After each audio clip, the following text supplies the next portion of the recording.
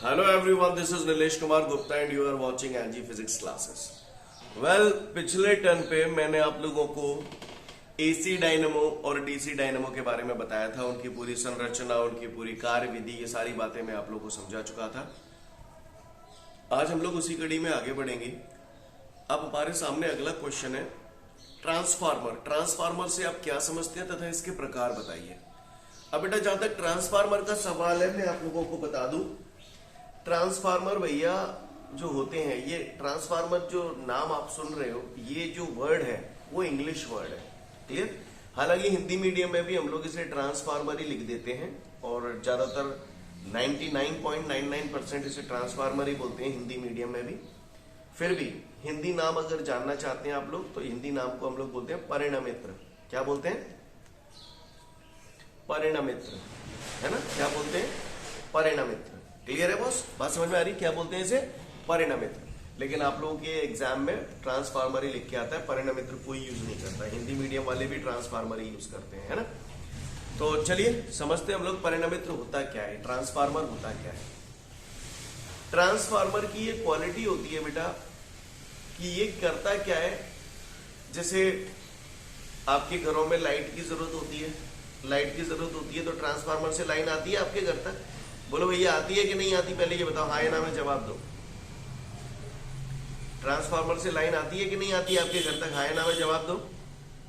आती है ना? अब वो जो लाइन आ रही है, ट्रांसफार्मर से लाइन आ रही है आपके घर में, तो आप मुझे बताओ प्रत्यावर्ती धारा है या दिष्ट धारा है? फिंगर से जवाब दो, प्रत्यावर्ती धारा है या दिष्ट धारा है? प्रत्यावर्ती धारा है। वेरी गुड, है ना? अब क्या होता है, जहां पर विद्युत का उत्पादन किया जा रहा है, इलेक्ट्रिसिटी का प्रोडक्शन किया जा रहा है, विद्युत का उत्पादन किया जा रहा है, वहां लाइट बहुत हाई वोल्टेज पे है। लेकिन हमारे घरों में इतने ज्यादा वोल्टेज की रिक्वायरमेंट नहीं होती है, इतने ज्यादा वोल्टेज की जरूरत नहीं होती है। तो ट्रांसफार्मर क्या करता है, उस उच्च प्रत्यावर्ती विभव को निम्न प्रत्यावर्ती विभव में बदल देता है। क्लियर? यानी ट्रांसफार्मर का काम क्या है, जरूरत के हिसाब से वोल्टेज को बदलना, जरूरत के हिसाब से प्रत्यावर्ती विभव को बदल देना। क्लियर? ट्रांसफार्मर का काम है उच्च प्रत्यावर्ती विभव को निम्न प्रत्यावर्ती विभव में बदलना या निम्न प्रत्यावर्ती विभव को उच्च प्रत्यावर्ती विभव में बदलना। समझ में आ रही है बात? क्लियर? यानी प्रत्यावर्ती विभव को बढ़ाने या घटाने के लिए ट्रांसफार्मर का हम लोग उपयोग करते हैं। क्लियर? किसी ने पूछा ट्रांसफार्मर से आप क्या समझते हैं, तो हम उसे बोलेंगे कि भैया ट्रांसफार्मर वह युक्ति है जिसके कारण हम निम्न प्रत्यावर्ती विभव को उच्च प्रत्यावर्ती विभव में और उच्च प्रत्यावर्ती विभव को निम्न प्रत्यावर्ती विभव में बदल सकते हैं।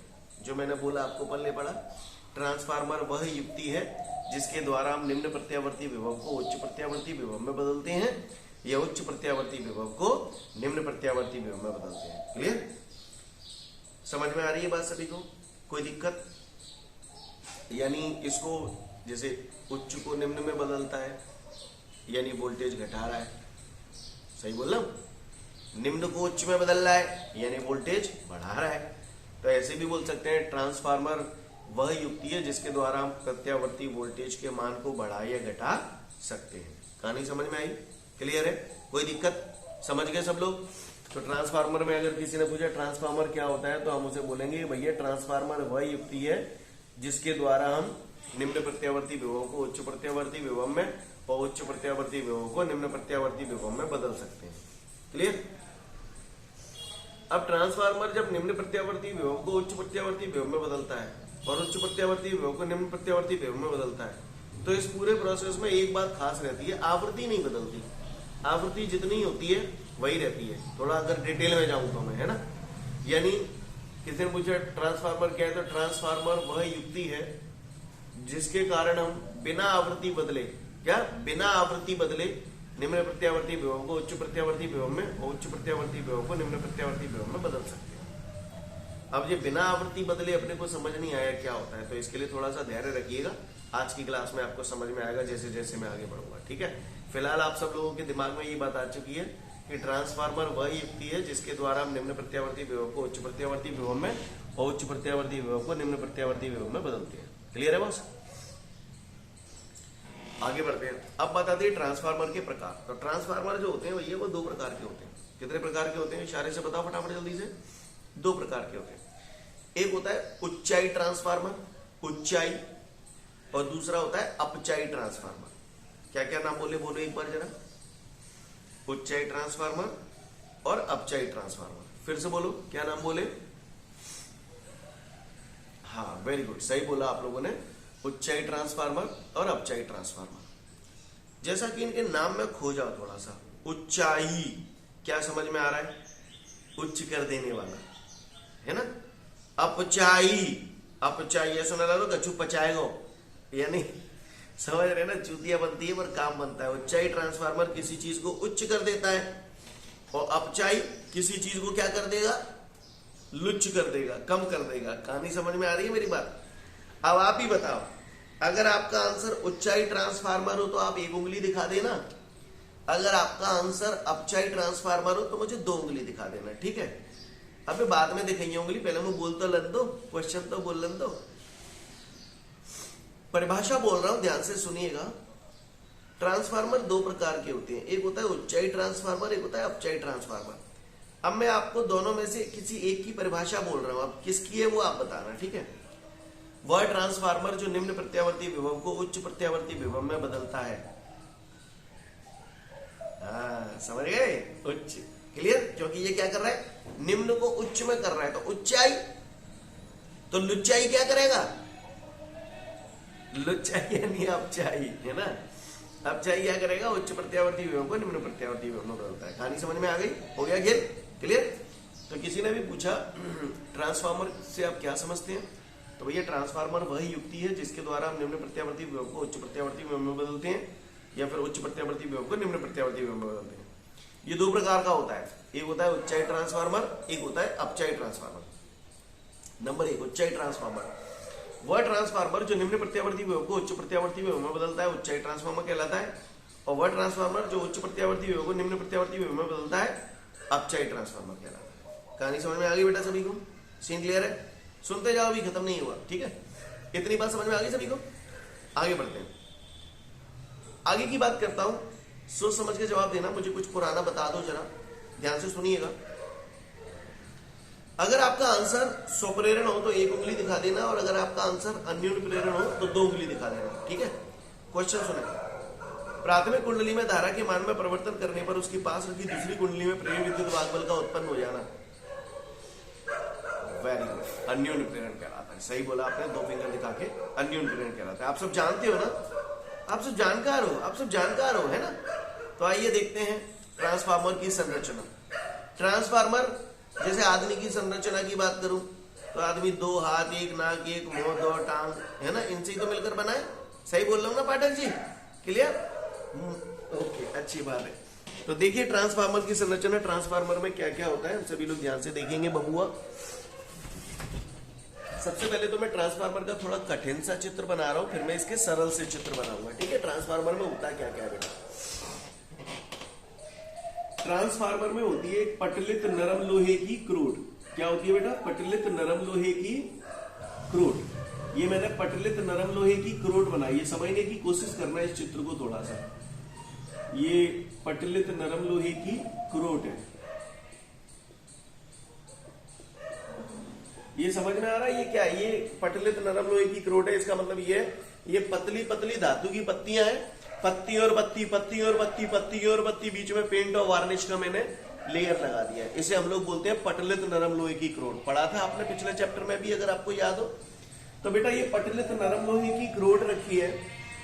अब इस क्रोट पे ये वाली जो साइड है, इस पे मैंने तांबे का तार लपेट दिया है, ठीक है, ओके। और दूसरा तांबे का तार मैंने यहां लपेट दिया है। यानी कहने का तात्पर्य ये हो गई, ये प्राथमिक कुंडली हो गई, ये द्वितीय कुंडली हो गई, क्लियर। ट्रांसफार्मर में 3 ही चीजें होती हैं बेटा, ट्रांसफार्मर में 3 ही चीजें होती हैं। कौन कौन सी, पटलित नरम लोहे की क्रोड, संरचना उचली है ट्रांसफार्मर की। एक होती है पटलित नरम लोहे की क्रोड, दूसरा प्राथमिक कुंडली, और तीसरा द्वितीय कुंडली। आप महान हैं, आप धन्य बच्चे हैं, शाबाश, वेरी गुड। अब एक बात बताओ, ये जो ट्रांसफार्मर लगो है, अब ये ट्रांसफार्मर करता क्या है, सुनो। मैंने क्या बोला, ट्रांसफार्मर निम्न प्रत्यावर्ती विभव को उच्च प्रत्यावर्ती विभव में, उच्च प्रत्यावर्ती विभव को निम्न प्रत्यावर्ती विभव में बदलता है ना। तो यहां से जो धारा आ रही है, तो यहां से मैंने प्राथमिक कुंडली के दो सिरों पर मैंने क्या किया, प्रत्यावर्ती धारा का एक स्रोत लगा दिया। देखो भाई, किसी भी जगह अगर ये लगाए बैटरी, तो मैंने आपको इस चैप्टर के स्टार्टिंग में ही बताया था, जहां पर भी सेल लगा हुआ है या बैटरी लगी हुई है, तो इसका मतलब वहां से धारा डीसी बह रही है, दिष्ट धारा बह रही है, समझ गए। और किसी जगह अगर ऐसा चिन्ह बना हुआ है, तो इसका मतलब प्रत्यावर्ती धारा बह रही है। कहानी समझ में आई? आप लोग स्टार्टिंग से पढ़ रहे हो, आपने देखा था प्रत्यावर्ती धारा का ग्राफ ऐसा ही तो होता है। बोलो भैया, ये एक चक्कर है तो वही चित्र बना हुआ है। कहानी समझ में आ रही है आपको? सीन क्लियर है? किसी भी जगह ये चिन्ह बना हुआ है, इसका मतलब आप कौन सी धारा दे रहे हो यहाँ से? प्रत्यावर्ती धारा। कहानी समझ में आई बेटा कि नहीं आई? पहले तो ये बताओ। आ रही है। तो मैंने यहाँ पर क्या किया है बेटा, प्राथमिक कुंडली के सिरों पर निवेशी प्रत्यावर्ती विभव का एक स्रोत लगा दिया। ठीक है, अब ये क्या करेगा, इसको जिसमें भी बदलना है, निम्न को उच्च में बदलना है, ये उच्च को निम्न में बदलना है, और बदला के जालन दे देगा द्वितीय कुंडली के सिरों पर। बोलो भैया, है ना। और यहाँ पर जो धारा है उसका आप क्या करोगे, कूलर चलाएंगे, पंखा चलाएंगे, टीवी चलाएंगे, तो ये सब क्या है, लोड प्रतिरोध। क्या बोलते हैं हम इसे? लोड प्रतिरोध। क्लियर? RL लिख दो चाहे R लिख दो, बात एक ही है। मेरा कहने का तात्पर्य यह है कि मैंने यहाँ पर प्राथमिक कुंडली के दो सिरों के बीच में निवेशी प्रत्यावर्ती विभव का स्रोत लगाया है। क्या लगाया है मैंने प्राथमिक कुंडली के सिरों के बीच? इसे बोलते हैं निवेशी। निवेश कर रहे हैं ना, यहां से निवेश कर रहे हैं, दे रहे हैं, निवेशी प्रत्यावर्ती विभव। बोल लियो ने, बहुत सही है जाओ। यह निवेशी प्रत्यावर्ती विभव मिल रहा है। और द्वितीय कुंडली के दोनों सिरों के बीच में हमने लोड प्रतिरोध लगा दिया, तो यहां पर हमें क्या मिलेगा, निर्गत विभव मिलेगा, आउटपुट मिलेगा। कहानी समझ में आ रही है? सीन क्लियर है सभी को बेटा? बोलो भैया। ओके, तो ट्रांसफार्मर की संरचना कितनी चीजों से मिलकर बनी होती है बताओ इशारे से? 3। क्या क्या होता है इसमें? पटलित नरम लोहे की क्रोड, प्राथमिक कुंडली और द्वितीय कुंडली। सीन क्लियर है? प्राथमिक कुंडली, द्वितीय कुंडली कछुनाने तांबे के विद्युत रोधी तार होते हैं जो इसके ऊपर लपेट दिए जाते हैं। क्लियर है? और पटलित नरम लोहे की क्रोड में पतली पतली नरम लोहे की पत्तियां होती है, पत्ती और बत्ती, पत्ती और बत्ती, पत्ती और बत्ती, बीच में पेंट और वार्निश का लेयर लगा देते हैं। कहानी समझ में आ गई? सीन क्लियर है? कोई दिक्कत काहुए को परेशानी नहीं हुए तो बोले ना, नहीं तो कोई बात ना। ठीक है, आगे देखो और देखो। तो ये बात समझ में आ गई। अब बात आती है ट्रांसफार्मर। दो प्रकार का बोला था अभी मैंने। कितने प्रकार का बोला था? 2 प्रकार का। एक होता है उच्चाई ट्रांसफार्मर, दूसरा अपचाई ट्रांसफार्मर। Very good. ये मैंने इसका कठिन चित्र बनाया था बेटा। इसका जो संकेत होता है, ट्रांसफार्मर का जो संकेत होता है वो अलग होता है। तो मैं यहाँ पर दोनों बनाऊंगा। एक बनाऊंगा बेटा मैं उच्चाई ट्रांसफार्मर, एक बनाऊंगा मैं अपचाई ट्रांसफार्मर। दोनों को आप लोग पहले ध्यान से चिंतन करिएगा, ध्यान से सोचिएगा, फिर उसके बाद हम लोग पढ़ेंगे, है ना। निगाह दो तरफ मत रखिएगा, नहीं तो कहीं के नहीं रहोगे। कहावत सुनिए ना, कौन सी? धोबी का कुत्ता घर का ना घाट का। क्लियर? आ जाओ देखते हैं। तो बेटा 2 प्रकार के ट्रांसफार्मर होते हैं, उच्चाई ट्रांसफार्मर और अपचाई ट्रांसफार्मर। ट्रांसफार्मर कितनी चीजों से मिलकर बना होता है? जल्दी बताओ, जल्दी बताओ। हाँ, वेरी गुड। 3 चीज। पटलित नरम लोहे की क्रोड। अब एक घासू क्रोड को बना हुआ, सिंपल हम 2 लाइनें खींच लेते हैं जी, बन गई भैया पटलित नरम लोहे की क्रोड। ये चिन्ह बना रहा हूं, संकेत है इसके, ये है ना, ये हो गई पटलित नरम लोहे की क्रोड। क्लियर? एक तरफ उच्चाई ट्रांसफार्मर होता है, तो ये मैंने बढ़िया चकाचक फर्स्ट क्लास उच्चाई ट्रांसफार्मर बनाना है ना, तो यहां पर मैंने बना दी है, क्या बना दी है? प्राथमिक कुंडली। क्या बना दी?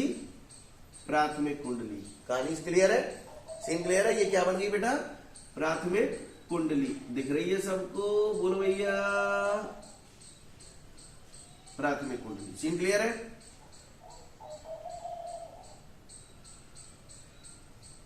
ये हो गई हमारी प्राथमिक कुंडली,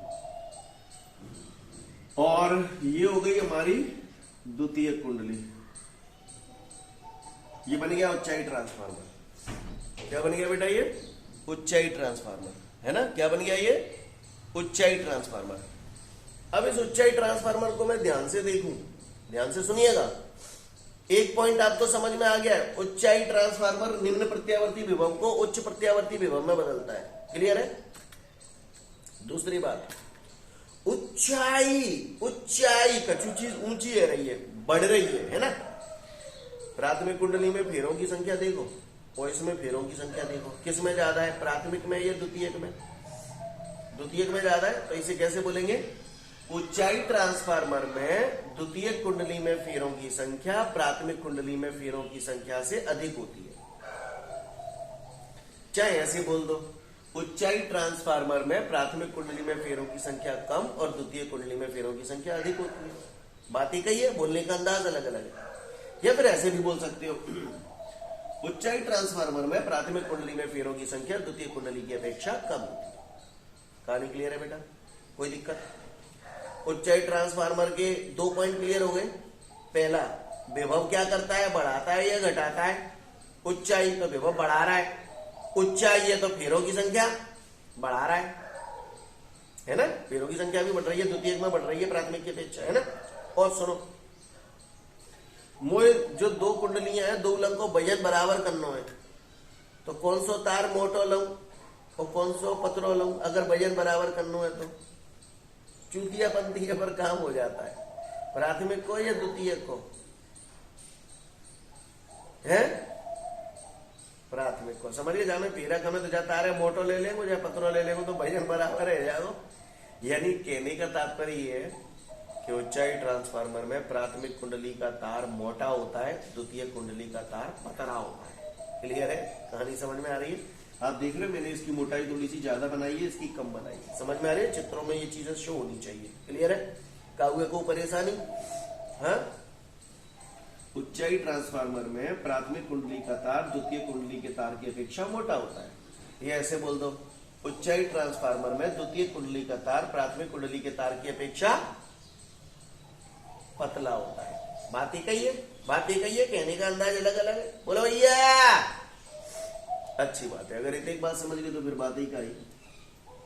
और सुनो, उच्चाई ट्रांसफार्मर जो होता है ना, विभव को क्या करता है? बढ़ाता है। विभव बढ़ाता है लेकिन धारा को घटाता है। यानी उच्चाई ट्रांसफार्मर धारा की प्रबलता घटाता है, विभव बढ़ाता है और धारा घटाता है। अब घटाता कैसे है, ये बात मैं आज लास्ट बताऊंगा या फिर अगले लेक्चर में बताऊंगा। समझ में आ रही है बात? उसका रीजन दूंगा आपको, ठीक है ना? उच्चाई ट्रांसफार्मर धारा की प्रबलता बढ़ाता है या घटाता है? घटाता है, ठीक है। और सुनो, उच्चाई ट्रांसफार्मर के लिए परिणमन अनुपात। अब ये परिणमन अनुपात, ये तो फिर बोल रहा हूं, ये 1-2 पॉइंट ऐसे हैं जो आपको या तो आज लास्ट में समझ में आ जाएंगे, इसी लेक्चर में या फिर अगले लेक्चर में समझ में आएंगे। क्लियर? उच्चाई ट्रांसफार्मर के लिए परिणमन अनुपात का मान 1 से अधिक होता है। परिणमन अनुपात होता है क्या है ना? ये बताऊंगा मैं आपको बाद में, लेकिन इसे आर से प्रदर्शित करते हैं। उच्चाई तो बड़ा है 1 से, अपचाई में छोटा है 1 से। समझ में आ रही है बात? यानी उच्चाई ट्रांसफार्मर के लिए परिणमन अनुपात का मान 1 से अधिक होता है और अपचाई ट्रांसफार्मर के लिए परिणमन अनुपात का मान 1 से कम होता है। सीन क्लियर है भैया? कोई दिक्कत? अब आ जाओ आगे, इधर आ जाओ। ये हो गया हमारा उच्चाई ट्रांसफार्मर। अब मैं बात करता हूं अपचाई ट्रांसफार्मर की। अब आप बताओ, अपचाई ट्रांसफार्मर में जैसे उच्चाई का उल्टा अपचाई कर दो, है ना? इसमें बताओ, इसमें प्राथमिक कुंडली का तार मोटा है तो इसमें कौन सी कुंडली का तार मोटा होगा? इसमें द्वितीय कुंडली का तार मोटा होगा। इसमें द्वितीय कुंडली में फेरों की संख्या ज्यादा है, इसमें वेरी गुड, बिल्कुल सही बोला, इसमें प्राथमिक कुंडली में फेरों की संख्या ज्यादा होगी। तो देखिए मैं बना रहा हूं, ये प्राथमिक कुंडली में फेरे बना दिए और ये मैंने द्वितीय कुंडली बना दी, ठीक है? तो आप लोग देख पा रहे हैं कौन सी कुंडली का तार मोटा है और किसका पतला है। समझ में आ रही है बात? और कहानी कोई होगी, हर जगह प्राथमिक कुंडली के सिरों पर निवेशी विभव लगा दोगे और द्वितीय कुंडली के सिरों पर क्या लगा दोगे? लोड प्रतिरोध। कहानी समझ में आ रही है? बोलो भैया, नहीं यही बात समझ में? ये तो सब जगह वही होगा। क्लियर है? कोई दिक्कत? हाँ भैया, आ जाओ भैया। अपचाई ट्रांसफार्मर, उच्चाई ट्रांसफार्मर वोल्टेज बढ़ा रहा था, अपचाई ट्रांसफार्मर वोल्टेज कम करेगा। उच्चाई ट्रांसफार्मर धारा को क्या कर रहा था? धारा की प्रबलता क्या कर रहा था? कम कर रहा था। तो ये धारा की प्रबलता अपचाई क्या करेगा? बढ़ाएगा। इसका परिणमन अनुपात 1 से अधिक होता था तो इसका परिणमन अनुपात 1 से कम होगा। और सुनो, उच्चाई ट्रांसफार्मर में द्वितीय कुंडली में फेरों की संख्या प्राथमिक कुंडली में फेरों की संख्या से अधिक होती थी। इसको कैसे बोलोगे? अपने मन में बोल लो।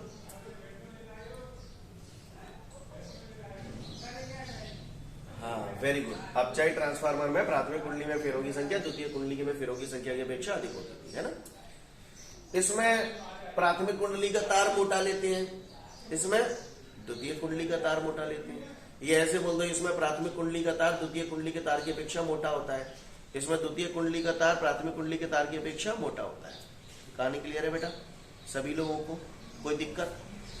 तो आपकी काफी सारी चीजें बेटा मैंने करा दी हैं। क्या क्या करा दी है सुन लो।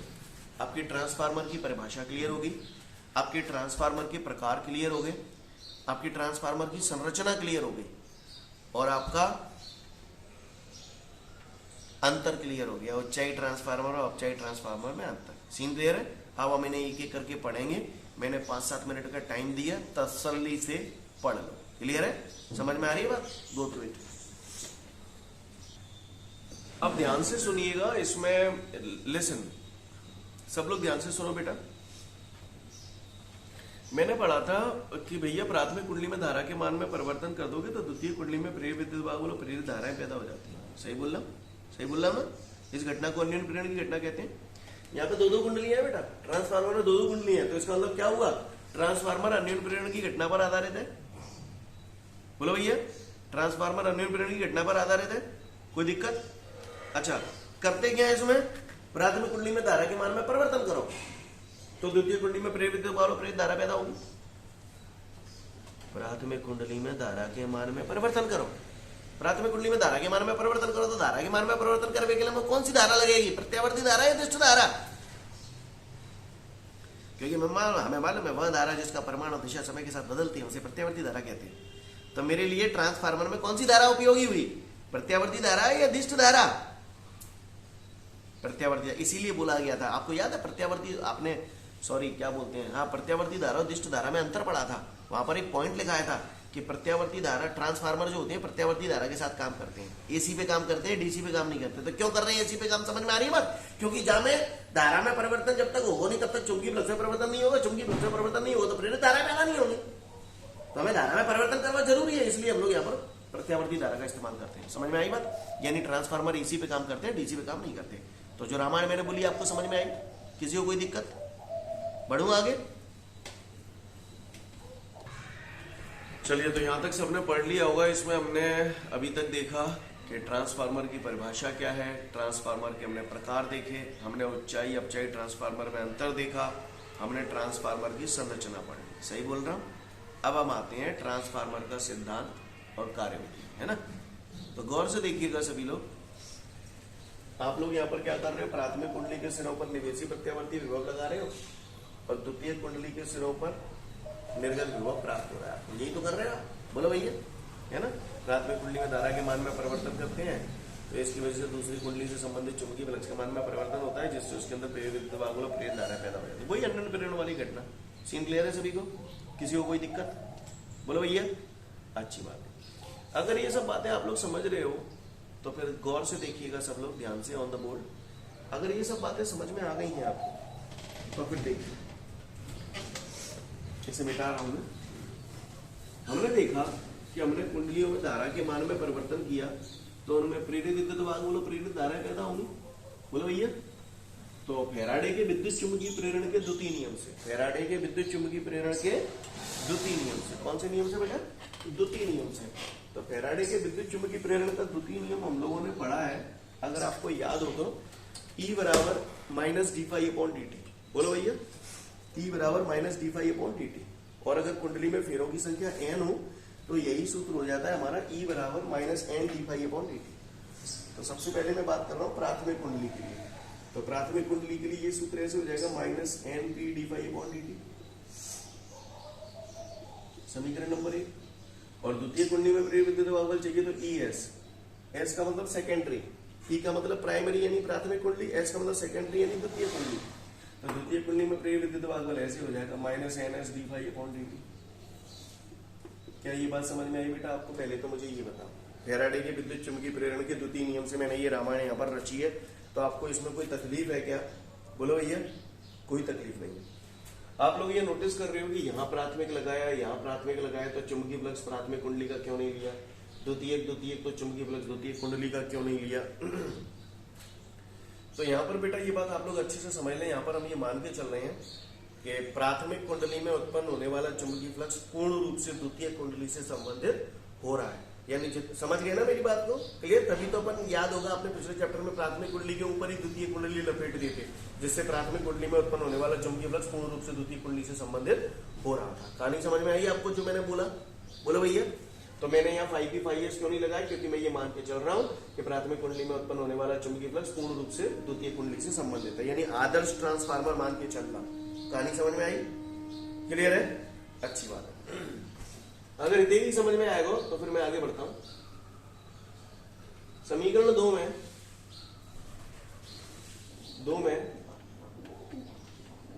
समीकरण एक का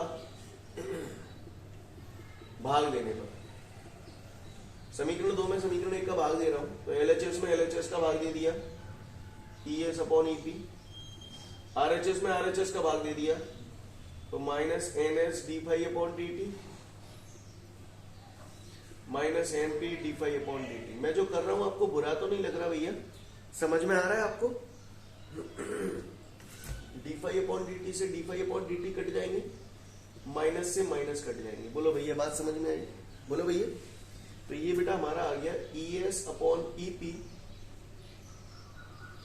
बराबर NS अपॉन NP। इसको बराबर एक नियतांक के हम लोग मानते हैं, जिसे हम लोग बोलते हैं R यहाँ एक नियतांक है जिसे बोला जाता है परिणमन अनुपात।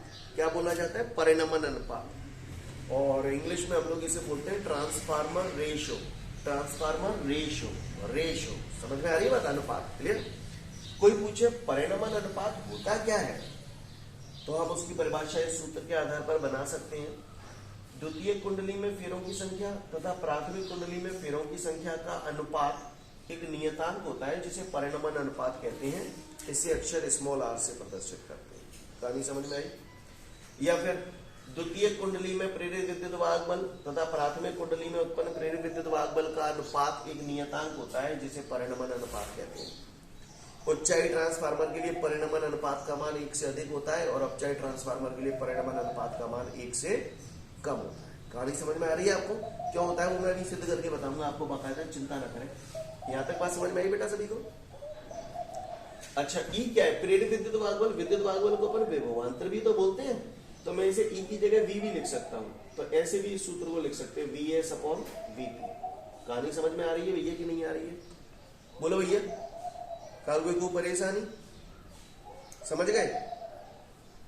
समझ गए का? अच्छी बात है। तो किसी ने पूछा परिणमन अनुपात क्या होता है, तो मैं उसे बोल दूंगा द्वितीय कुंडली में फेरों की संख्या तथा प्राथमिक कुंडली में फेरों की संख्या का अनुपात एक नियतांक होता है, जिसे परिणमन अनुपात कहते हैं। इसे अक्षर R से प्रदर्शित करते हैं। चाहे जावारे आधार पर परिभाषा दे दो, चाहे जाके आधार पर परिभाषा दे दो, बात ही कही है। चलू आगे बढ़ जाऊं।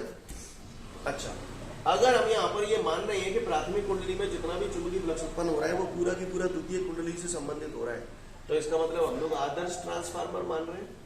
बोलो भैया, कैसा ट्रांसफार्मर मान रहे हैं? आदर्श ट्रांसफार्मर मान रहे हैं। तो आदर्श ट्रांसफार्मर हेतु जितना हम निवेश करेंगे उतना ही हमें मिलेगा। यानी ऐसे लिखो, आदर्श ट्रांसफार्मर हेतु निवेशी शक्ति बराबर निर्गत शक्ति। बोलो भैया, निवेशी शक्ति बराबर निर्गत शक्ति। अच्छी बात है। अब आप बताओ निवेश कौन सी कुंडली में कर रहे हो, प्राथमिक में या द्वितीयक में? प्राथमिक में। और निर्गत कौन से में मिल रहा है? द्वितीयक में। आप महान हो, आप धन्य बच्चे हो, मैं क्या कहूं आपसे। क्लियर? तो आदर्श ट्रांसफार्मर हेतु निवेशी शक्ति बराबर निर्गत शक्ति। अब यहाँ थोड़ा सा करंट सो लगेगा, तो वह करंट में यहाँ ऊपर सॉल्व कर रहा हूँ, थोड़ा सा तुम्हें समझा रहा हूँ कुछ पुरानी बातें, है ना? पता ना तुम्हें याद है कि ना? याद है, मैंने वैसे चैप्टर 3 में बताया था, शक्ति बराबर कार्य बटे समय। 11वीं में भी पढ़ा होगा आपने। P बराबर W अपॉन T। याद है? W बराबर क्यों बे? याद है W बराबर क्यों बे? क्यू भी चैप्टर 2 में पढ़ा था। Q बराबर IT, बचपन में बताई थी। बोलो भैया, Q बराबर IT। TT का टेगो, तो P बराबर का आएगा VI। याद है? P बराबर VIP याद आ रहा है? बोलो भैया, आ जाओ। तो फिर तो शक्ति का सूत्र VIV होता है, ये सब आप पहले से जानते हो, ये मैंने रेफर करवाया यहाँ पे, है ना। तो शक्ति की जगह P की जगह VI लिख दो, VI। चलो आ जाओ, तो निवेशी शक्ति है, शक्ति की जगह मैंने VI लिख दी, V की जगह EV लिख सकता हूं, प्रेरित विद्युत भाग बोले ना। अब चूंकि निवेशी शक्ति है तो निवेशी प्राथमिक कुंडली पे होगी या द्वितीय कुंडली पे होगी? प्राथमिक पे होगी, तो ऐसे लिखो VP IP VP IP। Clear है? तो बताओ चालक का लिखो निर्गत शक्ति के लिए, शक्ति तो VI होता है, VS IS। समझ में नहीं आई? समझ में नहीं क्या कराए भी चिपटे हैं, आ गई सिगर? तो गौर से देखिए, VS VP नीचे ले आओ बराबर IP IS नीचे ले आओ। स्टेप समझ में आया भैया? गौर से देख लेना यहां पर, गौर से। धारा और विभव के बीच में संबंध देखो, यहाँ P/S आ रहा है तो यहाँ S/P आ रहा है, दोनों समानुपाती है, व्युत्क्रमानुपाती भये विभव धारा, व्युत्क्रमानुपाती भये, व्युत्क्रमानुपाती भये तो विभव धारा के बीच में उल्टा संबंध होगा, होगा कि नहीं होगा?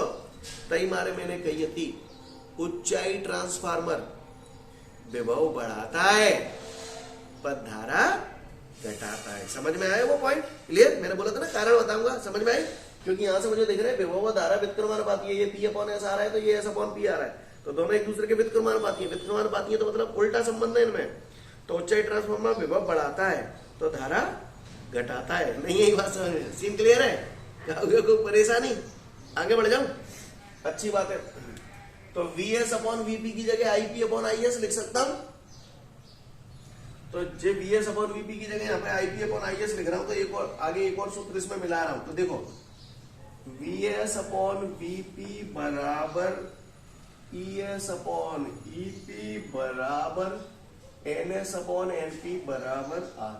मैंने कुछ नई चीज ना लिखी बेटा, मैंने यही वाला स्टेप दोबारा लिख दो, पूरा जनते जनों को। देखो सेम लिखो है कि ना लिखो? समझ में आ रही है बात सभी को? अब मुझे मालूम है VS/VP बराबर IP/IS भी होता है, तो संग में जो चिपका दे वो बदलते VS/VP बराबर IP/IS। सीन क्लियर है भैया? बोलो भैया, समझ में आ गई बात सभी को? क्लियर? तो फटाफट जल्दी से ट्रांसफार्मर का वो सिद्धांत, कार्य विधि, भार विधि सब पढ़ मारो, निपटाओ। चलो कलेश काटो फटाफट, आगे बढ़ते हैं। अब मैं यहाँ पर आपको कुछ चीजों का रीजन देना चाहता हूँ, ठीक है? रीजन देना चाहता हूँ। मैंने अभी आपको जो अंतर पढ़ाया था तो उस अंतर में एक दो पॉइंट ऐसे थे, वो वाला तो समझ में आ गया कि ऊंचाई ट्रांसफार्मर धारा घटाता है और अपचाई बढ़ाता है, वो तो समझ में आ गया, उसका रीजन मैंने दे दिया। अब मैं आपको दूसरा रीजन देने जा रहा हूँ। मैंने आपको बेटा ये बताया था कि ऊंचाई ट्रांसफार्मर में परिणमन अनुपात का मान 1 से अधिक होता है और अपचाई ट्रांसफार्मर में परिणमन अनुपात का मान 1 से कम होता है, ऐसा बोला था मैंने। तो मैंने ऐसा क्यों बोला था वो सुनो। पहले आप मुझे बताओ, मैं एक ट्रांसफार्मर यहाँ बना रहा हूँ, आप बताना मैंने कौन सा बनाया है, ऊंचाई है या अपचाई है? ऊंचाई है तो 1 उंगली दिखा देना, अपचाई है तो 2 उंगली दिखा देना। ऊंचाई है क्योंकि आपको पता चल गया प्राथमिक कुंडली में फेरों की संख्या कम है, द्वितीय कुंडली में फेरों की संख्या ज्यादा है, इसलिए पता चल गया है। तो मान के चलो प्राथमिक कुंडली में फेरों की संख्या मैंने 5 मान ली, तो द्वितीय कुंडली में फेरों की संख्या 3 मान लो, 4 मान लो, 5 से बड़ी मानो, ठीक है कोई बात नहीं, मैंने 10 मान ली, ठीक है। अब निकाल ले जाको परिणमन अनुपात, तो सूत्र जो R बराबर NS/NP। अब NS हम मालूम ऊंचाई ट्रांसफार्मर के लिए निकाल रहा हूँ, तो NS है को 10, NP है को 5, 5 दूनी 10, आंसर इतने बड़ो आओ कि नहीं आओ? मोह मालूम है ऊंचाई ट्रांसफार्मर होगा तो द्वितीय कुंडली में फेरों की संख्या ज्यादा होगी, तो ये नंबर बड़ा होगा ये छोटा होगा, बड़े में छोटे को डिवाइड करोगे, भाग करोगे तो आंसर तो हमेशा इतने बड़ो ही आओ कि नहीं आओ? यानी समझ में आई? ऊंचाई ट्रांसफार्मर के लिए परिणमन अनुपात का मान 1 से अधिक होता है, तो क्यों होता है समझ में आई बात? और अपचाई के लिए 1 से कम होता है, कारण समझ में आया कि नहीं आया? नहीं आप बोलो करो, बोलो बोलो पहले बोलो, आया कि नहीं आया? आ गया? कोई दिक्कत? चलूं आगे। अब एक बात और बता रहा हूं, वो बात अब समझ में आएगी, पहले नहीं आती, गौर से देखिएगा। मैंने अभियान आपको बताया था कि ट्रांसफार्मर निम्न प्रत्यावर्ती विभव को उच्च प्रत्यावर्ती विभव में बदलते हैं, बताया था अभियान मैंने, ऐसा एक चित्र बनाया था अगर आपको याद हो तो। ये प्राथमिक कुंडली है, ये द्वितीय कुंडली है, सीन क्लियर है? अब जैसे मान के चलो यहां से आपने निवेशी प्रत्यावर्ती विभव दिया, ठीक है, सपोज करो 1 सेकंड में तुमने 3 चक्कर दे, 1 सेकंड में लगाए गए चक्करों की संख्या को आवृत्ति कहते हैं, बोला भैया। तो ये देखो यहां से यहां तक पहला चक्कर, फिर दूसरा चक्कर, फिर तीसरा चक्कर, मान के चलो 1 सेकंड में 3 चक्कर दे, यानी इसकी आवृत्ति 3 हो गई। अब मान के चलो ये निम्न को उच्च में बदल रहा है, निम्न को उच्च में बदल रहा है, यानी ये अभी इतना विभव पैदा कर रहा है, निम्न को उच्च में बदल रहा है। नहीं ये बात समझ। तो यहां पर अगर 1 सेकंड में 3 चक्कर जा रहे हैं तो यहां भी 1 सेकंड में 3 ही चक्कर जाएंगे, न कम न ज्यादा। कहानी समझ में आई? यहां भी 1 सेकंड में 3 ही चक्कर जाएंगे, न कम न ज्यादा। क्लियर है? तो यहां पर क्या हुआ, इस ट्रांसफार्मर ने निम्न प्रत्यावर्ती विभव को उच्च प्रत्यावर्ती विभव में बदल दिया, लेकिन आवृत्ति नहीं बदली। यहां भी 1 सेकंड में 3 चक्कर, यहां भी 1 सेकंड में 3 चक्कर। ऐसा ना कि जहां पे तो 1 सेकंड में 3 चक्कर जा रहे हैं और जहां में 1 सेकंड में 4 चक्कर मिल रहे हैं, ऐसा नहीं होगा, आवृत्ति सेम रहेगी। नहीं है बात समझ? क्लियर है?